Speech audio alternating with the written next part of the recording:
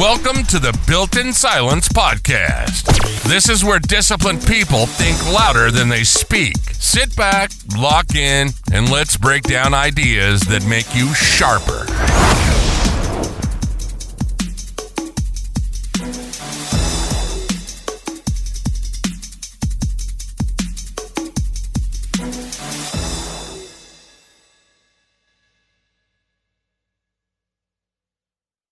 Are you tired of being the most competent person in the room, but still getting ignored because your boss is the loudest? In this video, I'm going to give you 5 tactical ways that you can use to turn your introversion into your strength, helping you outmaneuver the loudest personalities, and finally claim the authority that you deserve. The first move is silence. Loud leaders absolutely hate silence. They rush to fill every void, every moment, with noise to make themselves feel in control. But you're going to do the exact opposite. You're going to use silence as a tool to project authority. Here's how. First, when you're asked a question, whether in a meeting or on a one-on-one conversation, simply take a micro pause, count in your head 2, 1, 2. After you get to 2, that's when you're going to say a response. This helps you avoid from reactive rambling and forces you to give a more clear, concise answer, which in turn to the person speaking to you show that you have pure confidence in what you're saying. Second, apply a 10-minute rule to any emotionally charged email or message. For example, your boss fires off to you a reactive, accusatory email. Your first instinct is fire right back in an emotional way, but hold off for 10 minutes. This allows you to give a message with a clear head and craft a response that seems calm, logical, and factual. You look composed while they look volatile. Finally, use silence to control the room itself. The next time you're leading a key meeting, especially with a dense document, open by saying, "Let's all take a minute to review this in silence for the next minute, and then we'll dive in." This move is incredibly powerful. It instantly shuts down any fast talkers or those who's kind of winging it within those meetings. It establishes the playing field and establishes you as a delivering, commanding presence. The advantage here is undeniable. You become known as a person who is calm under pressure because you're less reactive and more strategic. Those are the exact qualities that senior leaders and boards value the most. Your second move is to weaponize your tendency to prepare. Loud, extroverted leaders often love to kind of wing it because they use their charisma, or they try to use their charisma to carry them through. But you're going to make that totally irrelevant. What you're going to do is control the game before it even starts. Your first tactic is agenda control. For any meeting that you lead, send out a clear agenda beforehand. But you're going to take a step forward. To give you an example, you're going to send out the agenda via email saying, "Our goal is to decide between option A and option B. The pre-read is attached. I'll be asking Sarah for a take on the customer impact and Bob for his take on the technical side first."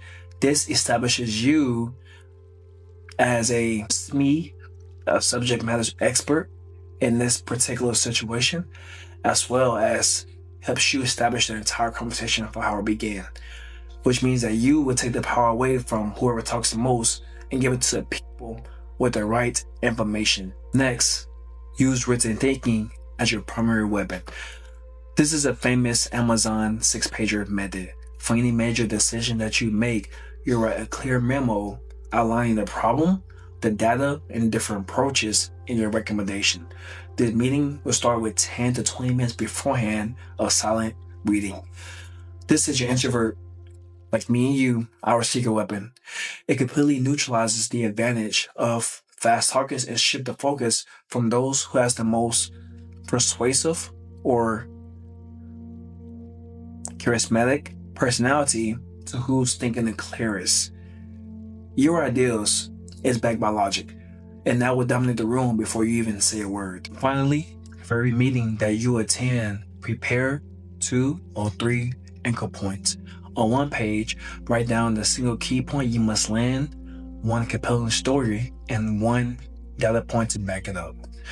And one simple recommendation that you think of yourself or maybe you heard of, right, from others.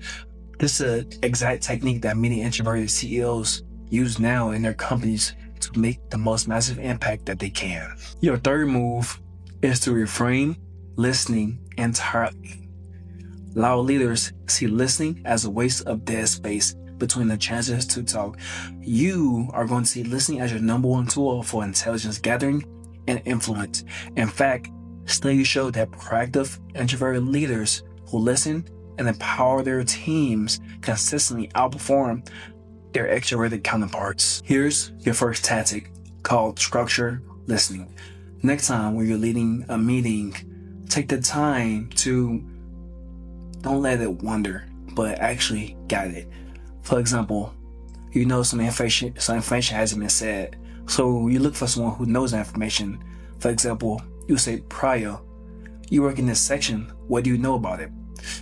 This helps you build a team of alliances, as well as those same people who will feel seen and respected by you. You can also show deep curiosity from the team you're working around or the meeting who you have a meeting with by asking questions such as, what are we missing here? Or what's the best argument against my point or against what I'm proposing, instead of just repeating your same point over again. Your second tactic is engaged listening in one-on-ones. This is where you build the deep trust. Use short, powerful prompts to go deeper. Instead of just nodding along to what they're saying, say, tell me more about that, or what does that mean? And then refer back to what they're telling you about, saying something along the lines of, so if I'm getting this right, the core issue is the customer and XXX did XXX. Is that right? This makes people feel truly understood, and they'll start bringing you the critical information, the risk, the opportunities, and ideals long before they tell anyone else. The quiet advantage here is huge. You become the center of a powerful information network, while the loud boss is broadcasting, you're receiving. The information edge leads to more influence, better decision making, and a team that's fiercely loyal to you because they feel heard. Now, it's a good time to pause. Out of the three moves, strategic stillness, owning the preparation, and power listening, which one feels more natural to you? Let me know in the comments. I'm curious kind of to see where most of you would land at. The fourth move is about building trust and authority without having to constantly brag about yourself.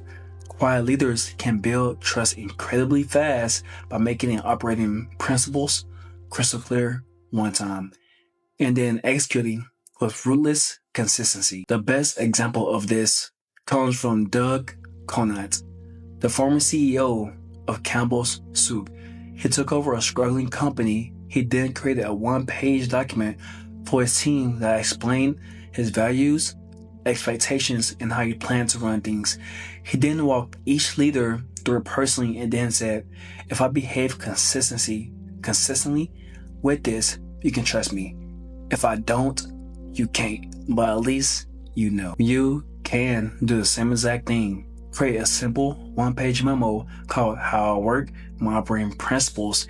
In it, define your values like we prize directness over polite vagueness or no surprises. Outline how you make decisions, what data you need, and how you want conflicts handled. Then walk your key stakeholders and your team members through it one-on-one. This isn't a lecture, it's a conversation. Ask them, is there anything that concerns you? Does any of this make your job harder? This single act of asking for feedback builds immediate buy-in. After that, your job is complete. Be ruthlessly consistent. When your words and your actions always align, you become a high-trust, predictable leader. Your team knows exactly what to expect, which builds a profound sense of psychological safety and stability. Your quiet advantage is that you front-load all the work building your brand. You establish clarity and authority in a single focused action. After that, Your consistency does the talking for you. The final move is called selective loudness. The most effective quiet leaders aren't quiet all the time. Instead, they deliberately, intensely, and unmistakably become vocal on the tiny set of issues that really matter, while staying quiet on everything else. First, choose 1 to 3 hills that you're willing to die on. These should be tied to your core values or strategic non-negotiables. Maybe it's product quality, ethical conduct, or one specific strategic bet that you believe in above all else. These are your selective loud topics. When one of these topics come up, your energy has to shift. You speak early. You lean forward. You use clear, unambiguous language.